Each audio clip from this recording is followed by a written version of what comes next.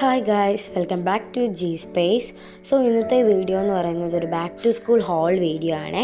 അപ്പോൾ നമ്മുടെ ചാനൽ ആദ്യമായിട്ട് കാണുന്നവർ ആരും ലൈക്ക് ചെയ്യാനും ഷെയർ ചെയ്യാനും സബ്സ്ക്രൈബ് ചെയ്യാനും മറക്കരുതേ. ഒത്തിരി സാധനങ്ങളൊന്നുമില്ല, വളരെ ബേസിക് ആയിട്ടുള്ള കുറച്ച് സാധനങ്ങൾ മാത്രമാണ് ഉള്ളത്. നിങ്ങളെല്ലാവരും എന്നെ സപ്പോർട്ട് ചെയ്യണേ. ഞാൻ ഈ വീഡിയോ എടുക്കുന്നത് ഐഫോണിലൊന്നുമല്ല, ഒരു നോർമൽ ഫോണിലാണ്. അതുകൊണ്ട് തന്നെ ക്ലാരിറ്റി പ്രശ്നങ്ങൾ കാണുവേ. ബാക്ക് ടു സ്കൂൾ എന്ന് പറയുമ്പോൾ തന്നെ ആദ്യം മനസ്സിൽ വരുന്നത് ബാഗല്ലേ. ഇത് എൻ്റെ കഴിഞ്ഞ വർഷത്തെ ബാഗാണ്. ഒരു കുഴപ്പം പോലും ഈ ബാഗിന് പറ്റിയിട്ടില്ല. അതുകൊണ്ട് തന്നെയാണ് ഞാൻ ഈ ബാഗ് യൂസ് ചെയ്യുന്നത്. ഇത് നല്ലൊരു ബാഗ് കേട്ടോ. എനിക്ക് തോന്നുന്നു ഫീനിക്സ് എന്ന് പറഞ്ഞൊരു ബ്രാൻഡിൻ്റെ ബാഗാണ് എന്നാണ് എൻ്റെ ഒരു വിശ്വാസം.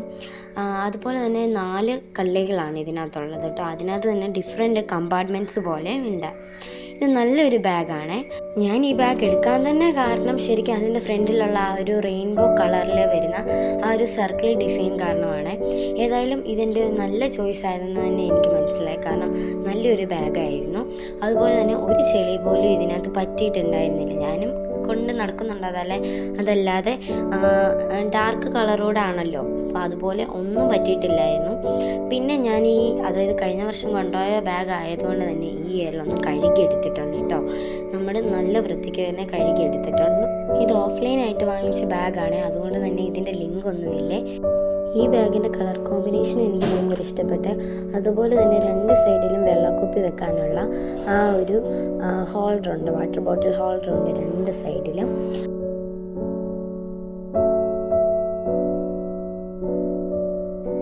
അടുത്തതായിട്ട് നമ്മൾ ബുക്കാണ്.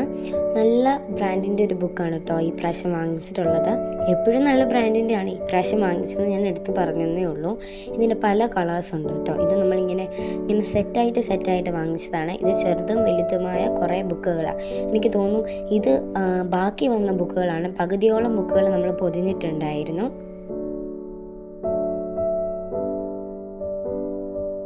അടുത്തതാണ് ഏറ്റവും കൂടുതൽ കൺഫ്യൂഷൻ വരുന്നതാണ് ഈ നെയിം സ്ലിപ്പിൻ്റെ കാര്യത്തിൽ. അപ്പം 2 ടൈപ്പ് നെയിം സ്ലിപ്പാണ് എടുത്തത് കേട്ടോ.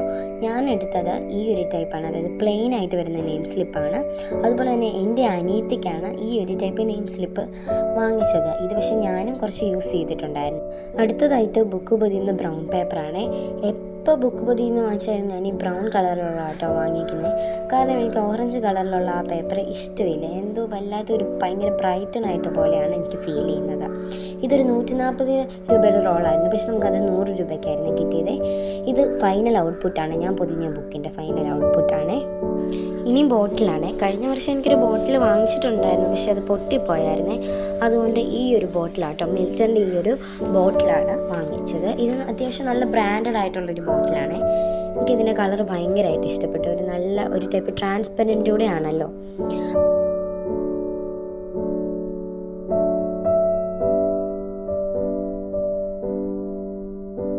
അടുത്തതായിട്ട് കാണിക്കാൻ പോകുന്നത് ഒരു വെറൈറ്റി ബോട്ടിലാണ്. ഇതാണ് സെൽഡയുടെ കോമ്പാക്ട് ബോട്ടിൽ അഥവാ ബുക്ക് ബോട്ടിൽ. ഇതൊരു 450 ml വരുന്ന ബോട്ടിലാണ്. ഈ ഒരു ബോട്ടിലിൻ്റെ പ്രത്യേകത എന്തെന്ന് വെച്ചിട്ടുണ്ടെങ്കിൽ അത് ലീക്ക് പ്രൂഫാണ്. അതുപോലെ തന്നെ അത് നല്ലൊരു സ്പേസ് സേവർ ആട്ടോ, ഫുഡ് ഗ്രേഡും ഉണ്ട്. സ്പേസ് സേവർ ബോട്ടിലാണ്. അതുപോലെ തന്നെ നമ്മുടെ ബാഗ് വെച്ച് ഒതുങ്ങിയിരുന്നോളും.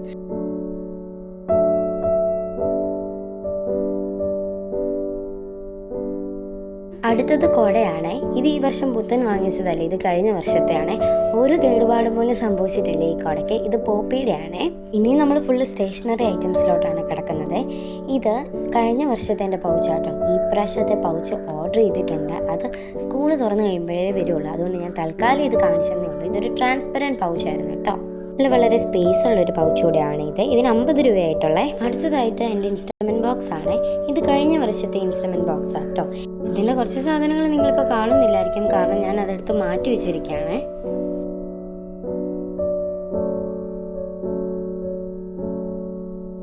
അടുത്തതായിട്ട് പെൻസിൽസ് ആണ്. ഇത് അപ്സരയുടെ മാറ്റ് മാജിക് എക്സ്ട്രാ ഡാർക്ക് പെൻസിൽസ് ആണ്.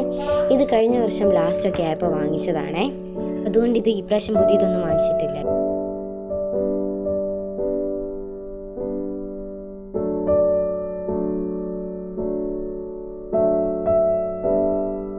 അതുപോലെ തന്നെ ഡോംസിൻ്റെ ഒരു പാക്കറ്റ് പെൻസിലും ഇരിപ്പുണ്ടായിരുന്നേ.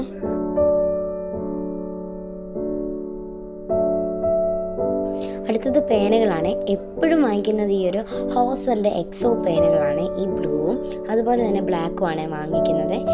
ഇത് ഈ പ്രാവശ്യം വാങ്ങിച്ചതാട്ടോ. ഇത് രണ്ടെണ്ണം വീതവേ വാങ്ങിച്ചുള്ളൂ. തീർന്നു കഴിയുമ്പോൾ വീണ്ടും വാങ്ങിക്കാമല്ലോ എന്ന് ഉദ്ദേശിച്ചിട്ടാണ്.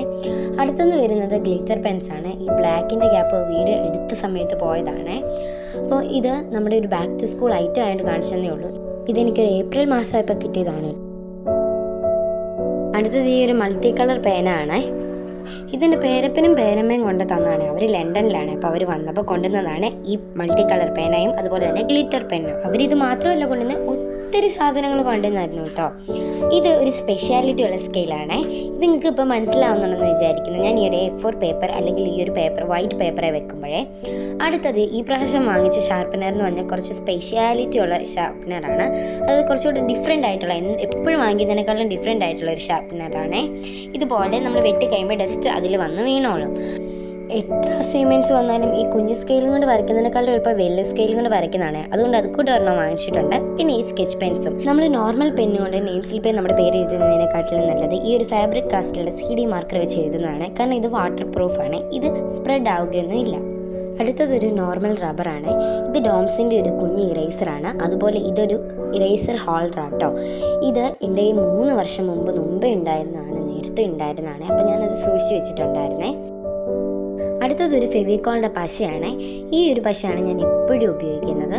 അതുപോലെ തന്നെ ഒരു സ്റ്റാപ്ലറിൻ്റെ പിന്നും വാങ്ങിച്ചിട്ടുണ്ടായിരുന്നേ.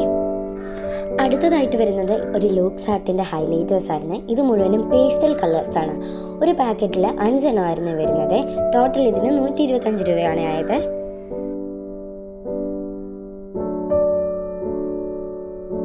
ലാസ്റ്റായിട്ട് വാങ്ങിച്ചിട്ടുള്ളത് ഈ സ്റ്റിക്കി നോട്ട്സ് ആണ്.